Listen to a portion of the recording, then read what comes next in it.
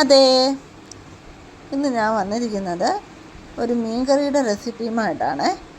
ഇന്ന് നമ്മുടെ video post ചെയ്യാനായിട്ട് ഇത്തിരി ലേറ്റായിട്ടുണ്ട്. ഇത്തിരി തിരക്കായിരുന്നു, അതുകൊണ്ടാണ് വീഡിയോ ലേറ്റായി പോയത്. അപ്പം നമ്മളിന്ന് ഈ മീൻകറി വെക്കുന്നതിന് വേണ്ടിയിട്ട് പരാവറ്റ എന്ന് പറയുന്ന മീനാണ് ഞാനിപ്പോൾ എടുത്തേക്കുന്നത്. അതുപോലെ തന്നെ അതിനാവശ്യമായിട്ടുള്ള 2 തക്കാളി ഞാൻ കട്ട് ചെയ്ത് വെച്ചിട്ടുണ്ട്. അതുപോലെ ഇഞ്ചി, വെളുത്തുള്ളിയും ഒരു പച്ചമുളകും കട്ട് ചെയ്തെടുത്തിട്ടുണ്ട്. ആവശ്യത്തിനുള്ള കറിവേപ്പില എടുത്തിട്ടുണ്ട്. ഒരു ചട്ടി ചൂടാകാനായിട്ട് വയ്ക്കുക. അതിലേക്ക് എണ്ണ ഒഴിക്കുക. എണ്ണ ഒഴിച്ച് കടുക് വറുക്കുക. കടുക് ഇട്ട് കടുക് പൊട്ടിയതിന് ശേഷം അതിലേക്ക് നമുക്കൊരു ശകലം ഉലുവ കൂടി ഇട്ട് കൊടുക്കുക. ഉലുവായും പൊട്ടി വന്ന ശേഷം അതിലേക്ക് ആവശ്യമായിട്ടുള്ള അരിഞ്ഞു വച്ചിരിക്കുന്ന ഇഞ്ചി, വെളുത്തുള്ളി, കറിവേപ്പില, പച്ചമുളക് എന്നിവ ചേർത്ത് നന്നായിട്ട് ഇളക്കി കൊടുക്കുക. ഇളക്കി കൊടുക്കുന്ന സമയത്ത് നമ്മൾ ഫ്ലെയിം ലോ ആക്കി വെക്കുക. അതുപോലെ ഇത് ഇളക്കി ഒരു ലൈറ്റ് ബ്രൗൺ കളറാകുന്ന വരെ ഇളക്കിക്കൊണ്ടിരിക്കുക. കളർ ചേഞ്ച് ആയതിനു ശേഷം നമ്മളിതിലേക്ക് അരിഞ്ഞു വച്ചിരിക്കുന്ന തക്കാളി ചേർത്ത് കൊടുക്കുക.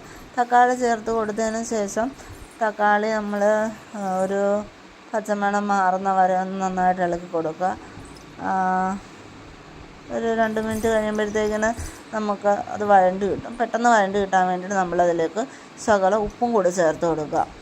ഓക്കെ, അതിനുശേഷം ഇപ്പോൾ ചിലർക്ക് തക്കാളി ചേർത്ത് കഴിയുമ്പം പുളി എക്സ്ട്രാ വേണ്ടി വരത്തില്ല, ചിലർക്ക് പുളി കൂടുതൽ വേണ്ടി വരും.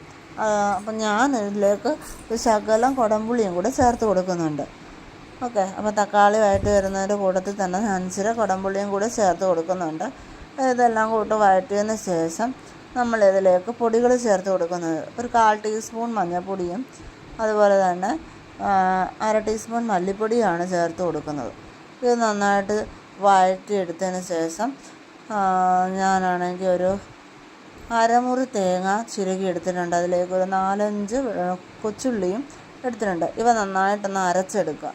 അരച്ചെടുത്തതിന് ശേഷം ഈ വഴറ്റി വെച്ചിരിക്കുന്ന തക്കാളിയുടെ കൂട്ടിലേക്ക് നമ്മൾ ഈ തേങ്ങാക്കൂട്ട് ചേർത്ത് കൊടുക്കുക.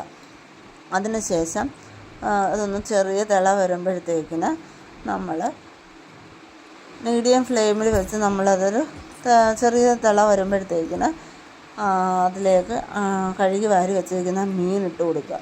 മീനിട്ട് കൊടുത്തതിന് ശേഷം ഉപ്പ് ആവശ്യത്തിനുള്ളത് ഇട്ട് കൊടുക്കുക. അതുപോലെ തന്നെ നമ്മൾ ഓൾറെഡി 2 വട്ടം കുറച്ച് ഉപ്പിട്ട് കൊടുത്തിട്ടുണ്ട്. അപ്പം ആവശ്യത്തിനുള്ള ഉപ്പ് മാത്രം ഇട്ട് കൊടുക്കുക. അതിന് ശേഷം ഞാനതിലേക്ക് ഇച്ചിരി കായപ്പൊടിയും കൂടെ ചേർത്ത് കൊടുക്കുന്നുണ്ട്. കായപ്പൊടിയും കൂടെ ചേർത്ത് ഇത് അടച്ച് വെച്ച് നന്നായിട്ട് നമ്മളൊന്ന് വേവിച്ചെടുക്കുക. അപ്പോഴത്തേക്കിനും നമ്മൾ ലോ ഫ്ലെയിമിൽ വെച്ചിട്ട് വേണം കുക്ക് ചെയ്തെടുക്കാനായിട്ട്. ഇത് നന്നായിട്ട് പറ്റി വന്നതിന് ശേഷം നമുക്ക് സൂപ്പറായിട്ടുള്ളൊരു മീൻ കറി ഇവിടെ റെഡിയായിട്ട് കിട്ടും. നിങ്ങളുടെ നാട്ടിൽ ഈ മീൻ കറിക്ക് എന്താ പറയുന്നതെന്നുള്ളത് ഒന്ന് കമൻറ്റ് ചെയ്യണം.